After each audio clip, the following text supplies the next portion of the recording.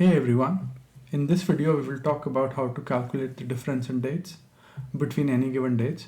So for the sake of example, maybe you want to calculate the time to ship an order. So you've got an order date and you've got a ship date.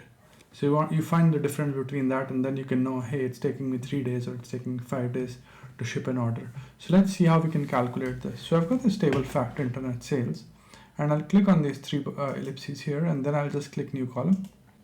And here I'll just type in time to ship, or let's just call it days to ship,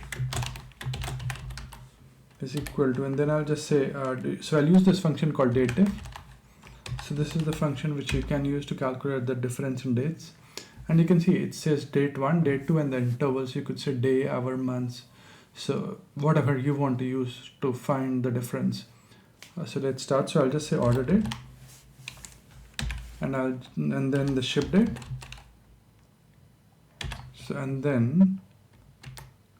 now you can see, so I can find the difference in days, months. So I'm just interested in days. I'll select that option and I'll close this out.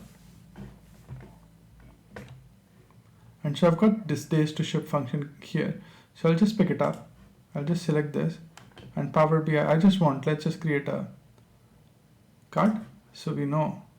And it's giving me a number. It seems really high because it's summing everything up. So I'll just go and say I want the average. And you can see average of days to ship. So it's taking around 7 days to ship any order or any item that comes and gets processed through our system. So just to recap in this video, what we learned was to find the difference in days using the DATEDIFF function. And the DATEDIFF function has an option or a toggle which tells you that you can use days, you can use hours, months, years. So whatever you want to find. So it could be that 2 dates you want to see how many years it takes to ship an order. Doesn't make sense in this case, but there could be other scenarios. Maybe you want to calculate the age of a person. So you could use the year option. So in this video, we've essentially covered the DATEDIFF function. I hope you find this video useful, and thanks for watching this video. Please do subscribe to my channel and like my videos if you enjoy what I'm doing. Let me know if you would like me to take any specific topics. Cheers, bye.